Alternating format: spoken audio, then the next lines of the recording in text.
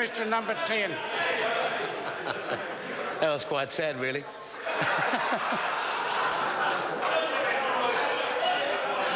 Question number 10. Mr. Speaker, my question to the Prime Minister asked, has he briefed the Cabinet on the progress and details of negotiations on the Trans-Pacific Partnership Agreement? If not, why not?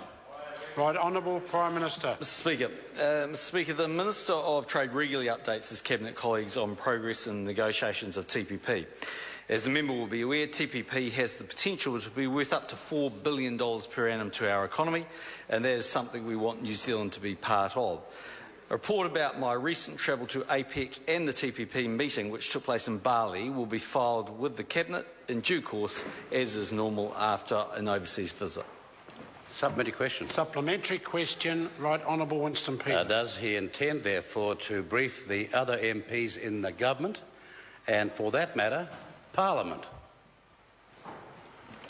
Right Honourable Prime Minister. Well, Mr. Speaker, in the fullness of time, when a deal is concluded that the government feels it wants to be a signatory of, as was the case with the previous government, then in the fullness of time that will go through the parliamentary process that's required. Order. Takes that to be a no. Supplementary question. Right Honourable Winston Supplementary Peters. question. Does he agree with the recent Malaysian Prime Minister's comments that the TPP goes beyond normal free trade agreements, and his view, and I quote him, as you go beyond that into areas of intellectual property, investor state dispute settlement, government procurement, state-owned enterprises, environment and labour, you impinge on fundamentally the sovereign right of the country to make regulation and policy, unquotes. If not, why not?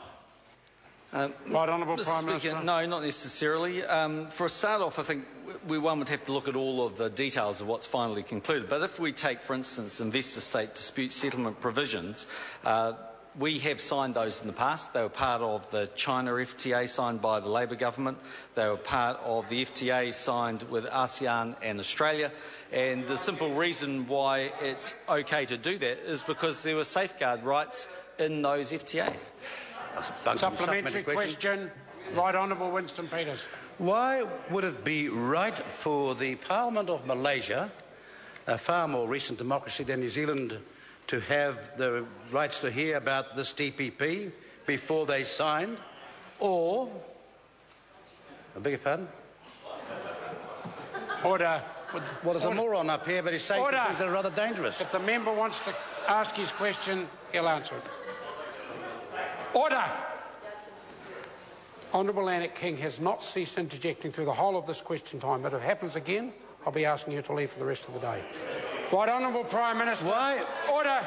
Would the member please start his supplementary question again? Why would it be right for the parliamentarians of Malaysia to be briefed before that government signs any agreement, or Congress in the United States to be deemed to have a right to see what is in the TPP, whilst this Parliament and New Zealanders are not taking into the Prime Minister's confidence? Right Honourable Prime Minister. Well, Mr. Speaker, every Parliament has a different way of dealing with these issues. And I can't speak about the Malaysian Parliament. What I can say is that as is standard, and as was standard with, for instance, the China FTA handled by a Labor government, that went through the proper and full process as this will. It'll go off to a select committee where submissions will be made.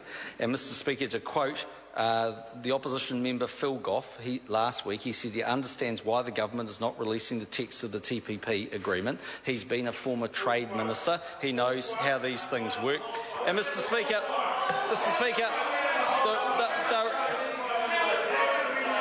well, I'm trying to defend you, which is better than what you do for yourselves. But anyway, Mr. Speaker, the truth of the matter is that Winston Peters and New Zealand First are opposed to free trade agreements. Order. The answer is quite sufficient. Further. Question number 11, Moana Maki. Thank you, Mr. Speaker.